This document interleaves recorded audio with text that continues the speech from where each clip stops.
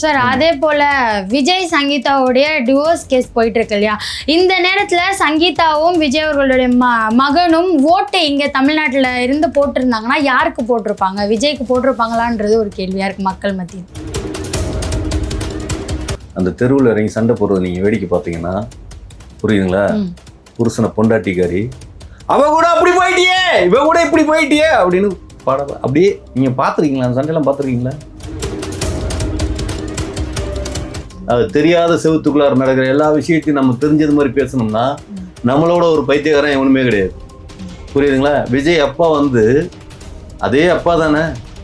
அதுக்கு முன்னால் இருக்கிற பேட்டியெல்லாம் சொன்னீங்களா? என் பையன் பேசாமல் போயிட்டு இருந்தான், ஒரு அரசியல்வாதியை கொண்டு வந்து உள்ளார விட்டதுனால தான் இவன் அரசியலுக்கு வந்துட்டான். இதே அவங்க அப்பா தான், அதே வாய் தான், வாய் மாறல.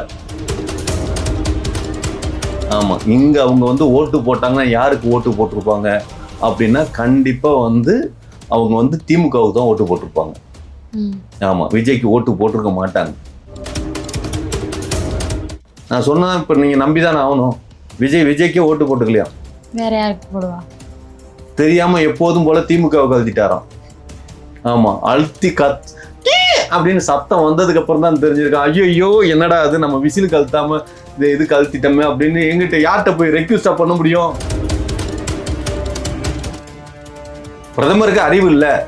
அறிவு இல்லாதவர்களை நாம அந்த இடத்துக்கு கொண்டு போறோம்னா நம்ம எந்த அளவுக்கு அறிவு இல்லாம இருக்கோங்கிறத புரிஞ்சுக்கணும். இப்ப விஜய்க்கு அறிவு இல்லை அப்படிங்கிறது தெள்ள தெளிவா தெரியுது. அறிவு இல்லாத ஒருத்தனை முதலமைச்சர் ஆக்கி வைக்கிறோம் அப்படின்னா நாம எந்த அளவுக்கு அறிவு இல்லாம இருக்கிறோங்கிறத யோசிக்கணும்.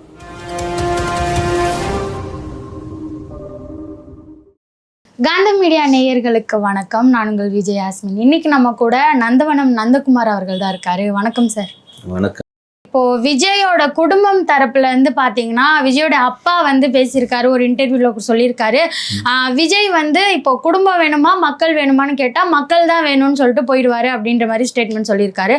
ஆனா விஜயோட மனைவி மகன் கிட்டலாம் இன்னி வரைக்குமே அவங்க பேசினது எதுவுமே வரல. அது ஏன்னு நினைக்கிறீங்க? ஒரு விஷயமா, அதாவது இப்போ என்ன சொல்கிறது, ஒரு மிடில் கிளாஸ்னு இல்லை, லோ கிளாஸ் பீப்புள்ஸ் அப்படின்னா அவங்க தான் சண்டை போடுறது, தெருவில் இறங்கி சண்டை போடுவாங்க. அந்த தெருவில் இறங்கி சண்டை போடுறது நீங்கள் வேடிக்கை பார்த்தீங்கன்னா புரியுதுங்களா? புருஷனை பொண்டாட்டிக்காரி அவ கூட அப்படி போயிட்டியே, இவ கூட இப்படி போயிட்டியே அப்படின்னு பாட அப்படியே நீங்கள் பார்த்துருக்கீங்களா? அந்த சண்டையெல்லாம் பார்த்துருக்கீங்களா? அப்படியெல்லாம் வைப்பாங்க. பெரிய பணக்காரன் வீட்டு சண்டையெல்லாம் பார்த்துருக்கீங்களா? எங்கேயாவது தெருவில் இறங்கி இது மாதிரி சத்தம் போட்டு பேசிருக்காங்க? எங்கேயாவது நடந்திருக்கு? ஆனால் புருஷன் பொண்டாட்டி பிரிஞ்சிடுறாங்களே, டிவோர்ஸ் ஆயிட்டாங்கிற செய்தி தானே கேட்குறோம். ஆனால் வீட்டுக்குள்ள சண்டை போடாமல் இருந்திருப்பாங்க. சாப்பிட்ற டம்ளர் அப்படி டம்முன்னு போய் விழுந்திருக்காது, அந்த தட்டு சோறெல்லாம் பறந்துருக்காது. நடந்திருக்குமா? நடந்திருக்காதா? எல்லார் வீட்லேயுமே எல்லா சண்டையிலையுமே கோவப்பட்டா எல்லா பொருளும் பறக்கும், உடையும். அது இல்லை அங்கெல்லாம் நடக்கலை அப்படின்னு நம்மளாம் முடிவு பண்ணிடக்கூடாது. பணக்காரன் வீட்டுலலாம் ஏன் செவுரு பெருசா இருக்கு தெரியுமா? உள்ளார கல்லை தூக்கி அடிச்சா கூட அந்த கல் செவுத்துல போட்டு உள்ளாரே விழுந்துரும், வெளியில வந்து விழுவாது. அதுக்காக தான் செவுரை உயரமா வச்சிருக்கான். புரியுதுங்களா? அதனால அங்க நடக்கிற சண்டையெல்லாம் சண்டை இல்லைன்னு நினைச்சிடாதீங்க. அந்த சண்டையெல்லாம் நம்ம பார்க்கல, நமக்கு தெரியாது. அது தெரியாத செவத்துக்குள்ளார நடக்கிற எல்லா விஷயத்தையும் நம்ம தெரிஞ்சது மாதிரி பேசணும்னா நம்மளோட ஒரு பைத்தியக்காரன் எவனுமே கிடையாது. புரியுதுங்களா? விஜய் அப்பா வந்து அதே அப்பா தானே. அதுக்கு முன்னால் இருக்கிற பேட்டியெல்லாம் சொன்னீங்களா? என் பையன் பேசாமல் போயிட்டு இருந்தான், ஒரு அரசியல்வாதியை கொண்டு வந்து உள்ளார விட்டதுனால தான் இவன் அரசியலுக்கு வந்துட்டான். இதே அவங்க அப்பா தான், அதே வாய் தான், வாய் மாறல. ஆனால் இந்த பேட்டியில் என்ன சொன்னார்? என் பையனுக்கு அரசியல் அறிவு அப்போவே இருக்கு அப்படின்னு. அப்போ அந்த வாய் என்ன வாய்? இப்போ பேசுகிற வாய் என்ன வாய்? இது நல்ல வாய் அது நார வாயா, இல்லை இது நார வாயா அது நல்ல வாயா? புரியுதுங்களா? நமக்குன்னு ஒரு அதாவது இங்க மக்களை வந்து ஒண்ணுமே தெரியாத அறிவு இல்லாத மக்கள், இவங்க மாடு மாதிரி இருக்காங்க. ஏதோ நம்ம படம் நடிச்சுட்டா அந்த படத்தை வந்து கும்பலா வந்து பார்த்துட்டாங்க அப்படிங்கிறது ஒரு என்டர்டைன்மெண்ட்டுக்கு நாட்டில் எதுவுமே கிடையாது. அவன் பிரச்சனையில் இருக்கிறப்போ ஒரு சினிமாங்கிறது ஒரு பெரும்பான்மையான மக்கள் கூடி உட்காந்து ஒரு ஜாலியாக என்ஜாய் பண்ணுற ஒரு இடம். அதுக்கு தான் வர்றான்னு நினச்சிட்டு தான் அப்படி தான் பார்க்கணும். அவன்லாம் அறிவு இல்லாமல் இருக்கான்னு நீங்கள் நினச்சிடக்கூடாது. எஸ்ஏசி பேசுனதுல அவ்வளோ அறிவார்ந்த விஷயங்கள் அவ்வளோ பேசியிருக்கிறது மாதிரி நமக்கு தெரியும். ஆமா, புள்ள பாசத்துல பொங்கி எழுறாரு. சார் அதே போல விஜய் சங்கீதாவுடைய டிவோர்ஸ் கேஸ் போயிட்டு இருக்கு இல்லையா, இந்த நேரத்துல சங்கீதாவும் விஜய் அவர்களுடைய மகனும் ஓட்டு இங்க தமிழ்நாட்டுல இருந்து போட்டிருந்தாங்கன்னா யாருக்கு போட்டிருப்பாங்க? விஜய்க்கு போட்டிருப்பாங்களான்றது ஒரு கேள்வியா இருக்கு மக்கள் மத்தியில். அதாவது எனக்கு என்ன பதில் சொல்றதுன்னு தெரியல. அதாவது ஏலியன்ஸ் வந்து பூமிக்கு வந்து ஓட்டு போட்டிருந்தா அது யாருக்கு ஓட்டு போட்டிருக்கோம் அப்படின்னு நீங்க கேட்டீங்கன்னா அது விஜய்க்கு தான் போட்டிருக்குமான்னு நான் எப்படி சொல்ல முடியும்? ஏன்னா ஏலியனுக்கும் என்ன கனெக்ஷனுங்கிறது நமக்கு முதல்ல தெரியணும். அவங்க 2 பேத்துக்குள்ளார அண்டர்ஸ்டாண்டிங் எப்படிங்கிறது நமக்கு தெரியணும். இப்போ ஊருக்கே தெரிஞ்சது என்னன்னா விஜயும் அவர் மனைவி சங்கீதாவும் பிரிஞ்சுட்டாங்க, டிவோர்ஸ்க்காக அப்ளை பண்ணியிருக்காங்க அப்படிங்கிற இடத்துல இருக்கிறப்ப, 2வது அவங்களுக்கு ஓட்டே இங்க கிடையாது. அவங்க எல்லாமே அமெரிக்கன் சிட்டிசன்ஸ். ஏன்னா அமெரிக்காவில் வந்து அமெரிக்கர்கள் மட்டும்தான் இருக்கணும். இப்போ எப்படி தமிழ்நாட்டில் வந்து தமிழர்கள் மட்டும் இருக்கணும்னு சீமான் சொல்லிட்டு இருக்காரு.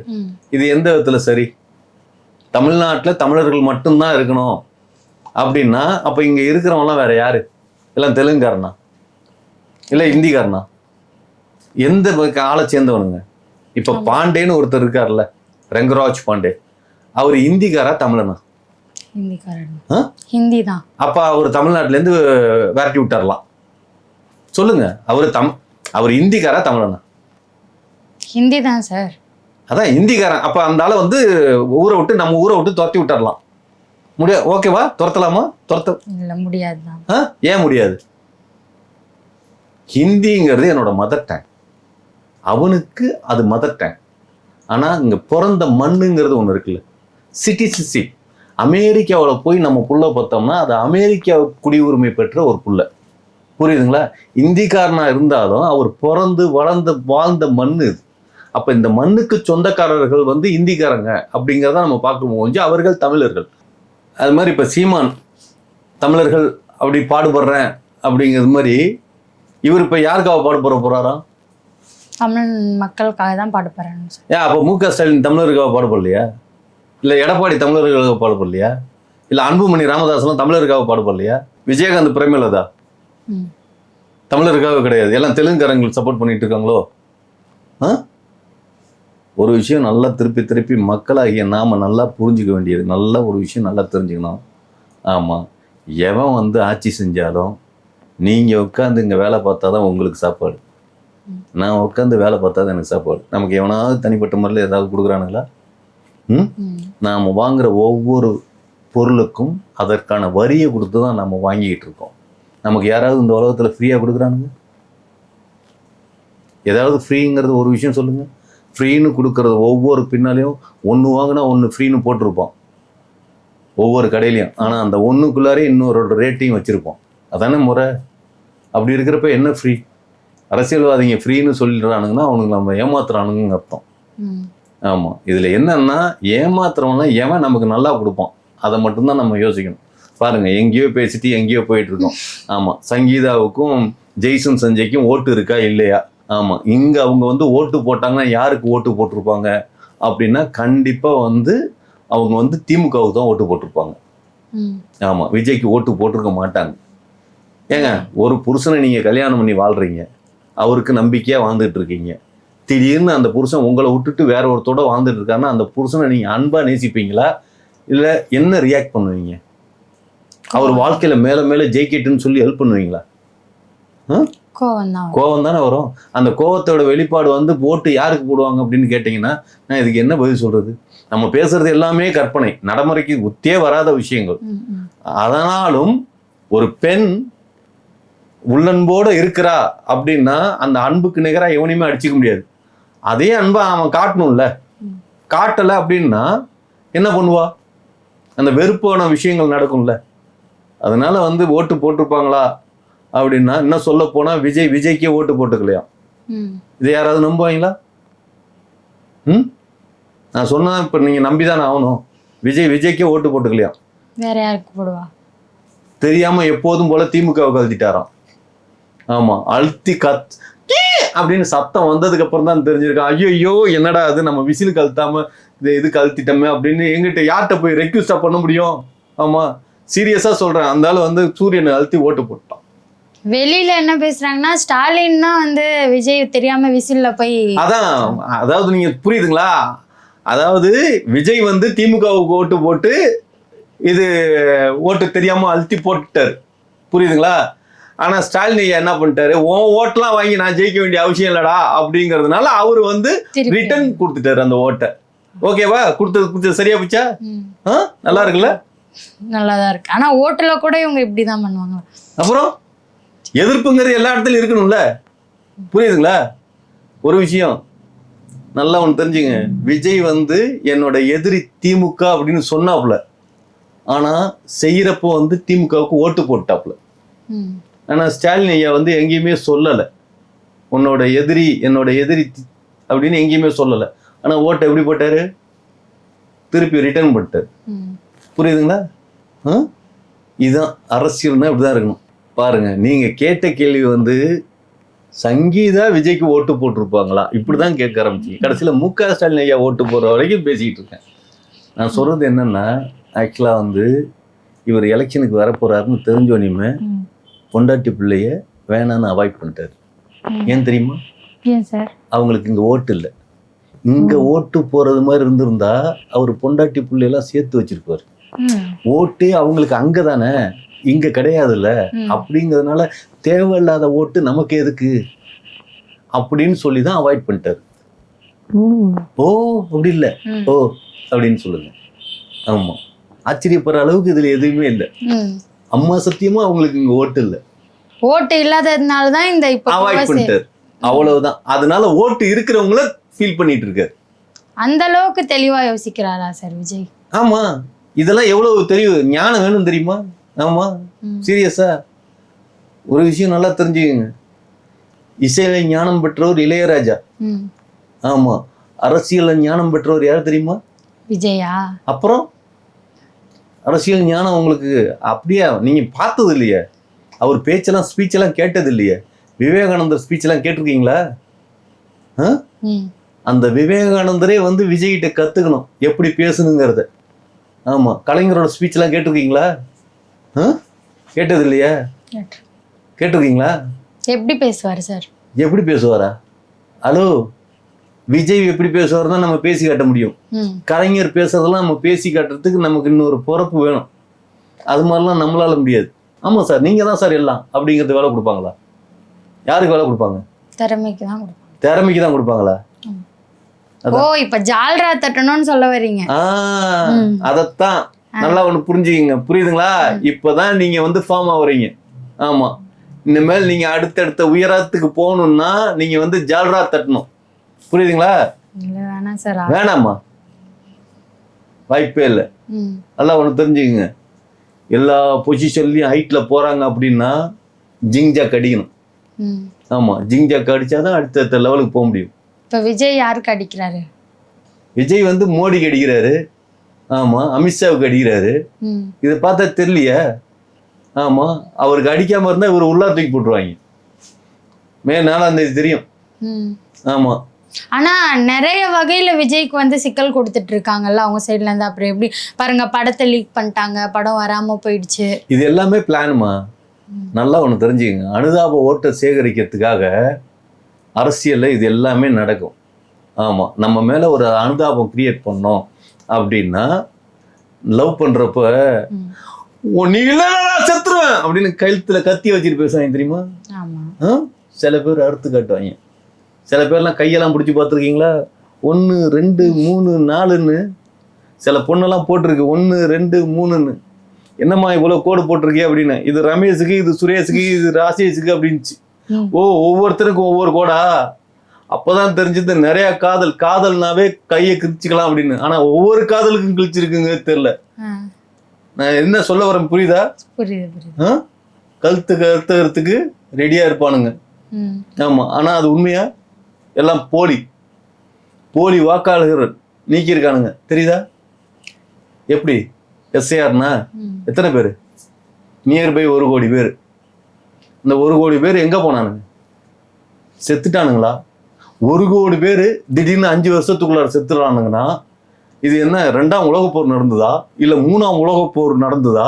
அதுவும் டிஎம்கேக்கு பயம் தானே. இத்தனை வருஷமா அந்த எஸ்ஏஆர் வரல, இப்ப விஜய் வரும்போது அது கூட போயிடக்கூடாது விஜய்க்குன்னு சொல்லிட்டு டிஎம்கே ஓகே, செஞ்சு. இது என்ன எஸ்ஐஆருங்கிறது கொண்டு வந்தது மத்திய அரசா மாநில அரசா? எஸ்ஐஆர் கொண்டு வந்தது மத்திய அரசா மாநில அரசா? மத்திய அரசு தான். அப்ப மோடியோட சதியா டிஎம்கேயோட சதியா? இந்த சதி யார் பண்ண சதி?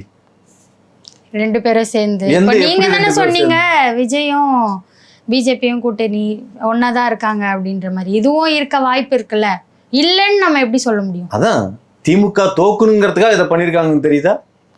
மோடி ஓ இப்ப இப்படி இப்ப இல்ல இப்படின்னு இல்ல, ம் எஸ்ஏஆரை இது வரைக்கும் கொண்டு வந்தீங்களா? இந்த தேர்தலில் கொண்டு வந்திருக்கீங்க. ம் சரி, தொகுதி மறுவரை அப்படின்னு இப்ப ஆரம்பிச்சீங்க. ம் அதை ஏன் கரெக்டா தேர்தல் நேரத்துல தான் ஆரம்பிக்கணுமா? மத்திய அரசு எந்த அளவுக்கு பிளான் பண்றாங்கன்னு தெரியுதா? நம்மளெல்லாம் ஏமாளியா நினைக்கிறானுங்க. இந்த தமிழ் சமூகத்தை டோட்டலா அவாய்ட் பண்ணி விட்டு இந்த காட்டு மராட்டி கூட்டம்னு சொல்ற கணக்கு நம்மளை ஆக்கிக்கிறானுங்க. அறிவார்ந்த சமூகம் இந்திக்காரன் தானா? ஆமா, அறிவார்ந்த சமூகம் தான் இந்திக்காரனா? கூகுள் சாஃப்ட்வேர்ல வந்து தமிழன் இருக்கானா இந்திக்காரன் இருக்கானா? தமிழன். அப்ப அறிவுங்கிறது எங்க இருக்குது? அறிவுங்கிறது ஜெனடிக் சம்பந்தம். புரியுதுங்களா? அதை அடுத்தவன் சொல்லி கொடுத்து வர்றதில்லை. இதெல்லாம் அவங்களுக்கு தெரியாது. இந்தியாவில் நீங்க இந்தியனா இருக்கணுமா இல்ல இந்துவா இருக்கணுமா? இந்தியாவில் நீங்க இந்துவா இருக்கணுமா இந்தியனா இருக்கணுமா? இந்தியனாக இருக்கதானே சார் விரும்புவாங்க. ஆனா மோடியும் அமித்ஷாவும் எல்லாரும் இந்துவா இருக்கணும்னு ஆசைப்படுறாங்க. ஆமா, எவ்வளவு தெரிய அறிவாளி தெரியுமா இவங்களாம்? கொரோனா வந்ததா? அதுக்கு முறைப்படி என்ன பண்ணணும்? வேக்சின் தானே கண்டுபிடிக்கணும். அந்த நோய்னா நோய்க்கு தடுப்பான மருந்து தானே கண்டுபிடிக்கணும். சாப்பிட்ற தட்டையும் குழம்பு ஊத்துற கரண்டியும் எடுத்துட்டு கோகரணா கோகரணா கோகரணா அப்படின்னா கொரோனா ஓடி போகுமா? போவாதான். அப்போ இது அறிவுள்ள சமுதாயத்தோட பிரதமரா இல்ல அவன் அறிவை கெட்டவனா அறிவு உள்ளவனா பிரதமர்? சொல்லுங்க சார். பிரதமரை திட்டுறீங்க. பிரதமர் திட்டுறீங்க இல்ல, அவங்க நான் திட்டவே இல்லை. அறிவு இருக்கா இல்லையான்னு ஒரு விவாதம் வைக்கிறோம். உங்களுக்கு தெரியாததா? உங்களுக்கு தெரியாததா?